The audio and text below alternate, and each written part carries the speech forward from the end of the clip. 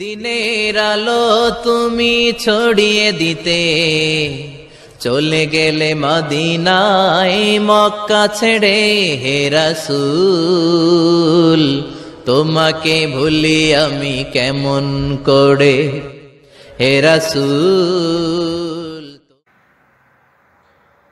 আসসালামু আলাইকুম রহমতুল্লাহি ওয়া বারাকাতুহু। সবাইকে মা মিডিয়ার পক্ষ থেকে স্বাগতম।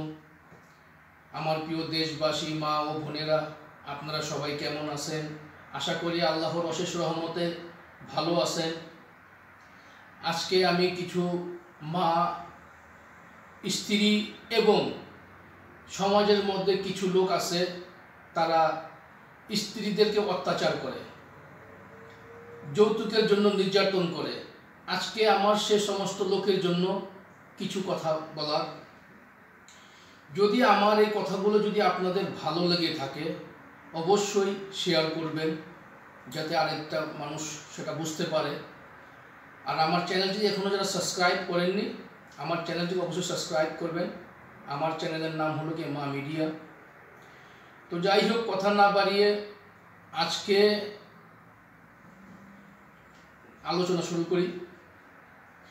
আজকের আমার আলোচনা হলো গিয়া, প্রত্যেকটা মা বাবার কাছে, গরিব হোক, বড়লোক হোক, ধনী গরিব, প্রত্যেকটা মা বাবার কাছে যখন যার সন্তান, তার মেয়ে ধনী হোক সে গরিব হোক, প্রত্যেকটা মা বাবা তার মেয়েকে রাজকন্যার মতন লালন পালন করতে পছন্দ করে বা লালন পালন করে থাকে, যার যতটুক আল্লাহ তৌফিক দিছে।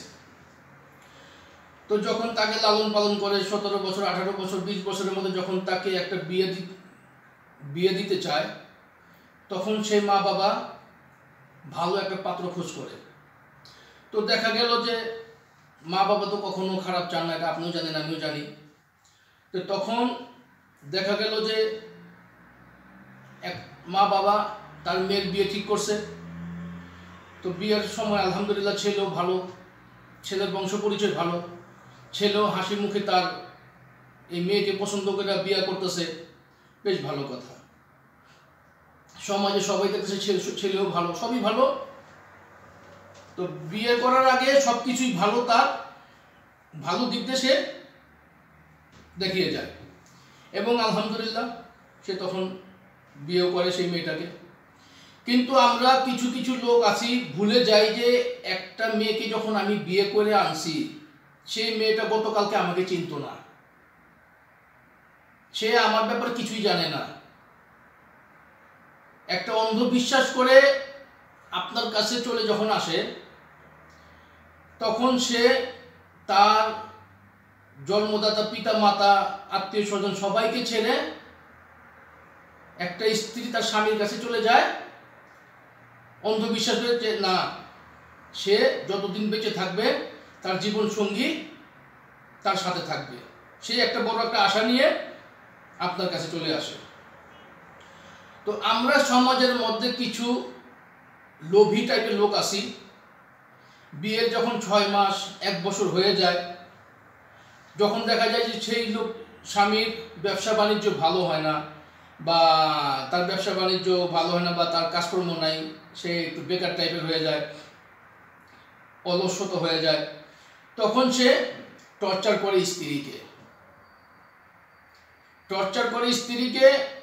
যা তুই তোর বাপের বাড়ির থেকে টাকা নিয়ে আমি ব্যবসা করব।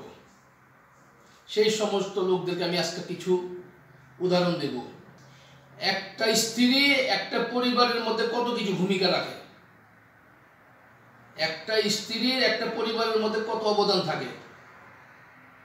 আপনি যেভাবে একটা স্ত্রীকে, আপনি একটা মেয়েকে বিয়ে করে আনছেন, ঠিক একইভাবে আমার মা এই বাড়িতে এক সময় আমার বাবার স্ত্রী হয়ে আমাদের বাড়িতে আইছে।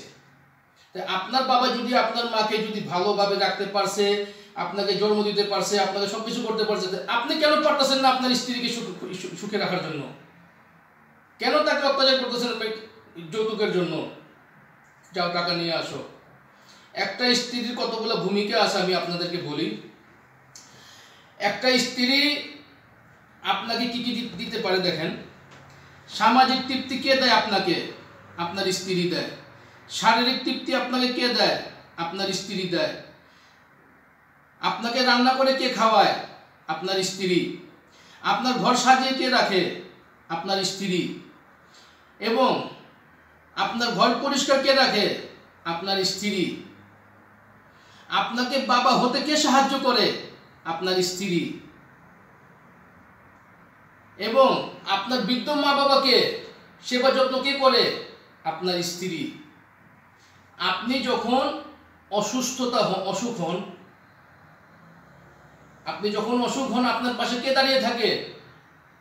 আপনার স্ত্রী। আপনার বাড়িতে যখন একটা মেহমান আসে, আপনার মেহমানকে কে আপ্যায়ন করে? আপনার স্ত্রী। আপনি যে ছেলে সন্তানের যে বাবা হয়েছেন, সে সন্তানকে কে শিক্ষাদান করে প্রথমে? আপনার স্ত্রী। তো একটা স্ত্রীর যদি এত কিছু ভূমিকা থাকে, এত কিছু এই সংসারের জন্য দায়িত্ব, মানে এত কিছু করার পরও কেন সে আপনার অন্তরে ঢুকতে পারে না? কেন? এই ভরসায় কি সে তার মা বাবাকে ত্যাগ করে আপনার কাছে আসছে? আমার প্রত্যেকটা বাঙালি জাতিকে, বাংলাদেশের জনগণকে অনুরোধ, যারা, সবাইকে কিন্তু আমি বলছি না, সমাজের মধ্যে কিছু লোক আছে যৌতুকের জন্য নিজের স্ত্রীকে টর্চার করে, সব কিছু সে ভুলে যায়, একটা স্ত্রী কি কি প্রতিদান রাখছে এই পরিবারের জন্য। যখন নাকি একটা স্ত্রী রাগ করে, অভিমান করে, তাকে একটু ভালোবাসা দিয়ে তার রাগটা না ভাঙ্গিয়ে আপনি তার কি করতেছেন? তার মাথা চুল ধরে তারে অত্যাচার করতেছেন। এই আপনাদের ভালোবাসা? এই আশা নিয়ে আপনার কাছে এই মেয়েটা আপনার কাছে আসছে? এই কারণে সকল লোকদেরকে আমি বলতেছি, যারা এই সমস্ত কাজ করেন তারা আল্লাহর রাস্তায় কিছু করেন না, এই স্ত্রীদের টর্চার করবেন না। আজকে এই নারীর কারণে আমরা পৃথিবীতে পুরুষরা আসা, নারীরা আসা। আজকাল নারীরা যদি আমাদের গর্বে ধারণ না করতো, হয়তো আমরা পৃথিবীর আলো দেখতাম না। প্রত্যেকটা মানুষকে আমি বলি, নারীদেরকে সম্মান দেওয়া শিখুন, নারীদেরকে ইজ্জত দেওয়া শিখুন। নারী আপনার বোন, নারী আপনার মা, নারী আপনার স্ত্রী, নারী আপনার ফুপু, নারী আপনার খালা, নারী আপনার নানি, নারী আপনার দাদি, সবকিছু নারীর মধ্যেই আছে। আমরা পুরুষরা যেমন কেউ বাবা, কেউ ভাই, কেউ দাদা, কেউ চাচা, কেউ চাচি, খালু, ঠিক তেমনি কিন্তু নারীদের অবদানটা অনেক বেশি। কারণ আপনি যখন বিবাহ করার পরে আপনার সংসারটা সাজানোর একমাত্র অবদান আপনার স্ত্রী। তাকে ভালোবাসতে শিখুন, তাকে আদর করতে শিখুন, তাকে টর্চার করবেন না কিছু অল্প টাকার জন্য। আপনি একজন বীর পুরুষ, পরিশ্রম করেন, টাকা উপার্জন করেন। আমাদের রাসূল স্ত্রীকে খুব ভালোবাসতেন, স্ত্রীদের খুব ভালোবাসতেন। সেই কারণে আমরা যাতে প্রত্যেকটা নারীকে, প্রত্যেকটা স্ত্রীকে আমরা সম্মান দিতে জানি, সম্মান দিতে শিখি। আল্লাহর কাছে আপনারা তওবা করেন, কখনো টর্চার করবেন না। আমার এই ভিডিওটি যদি আপনাদের ভালো লেগে থাকে, আপনারা অবশ্যই শেয়ার করবেন।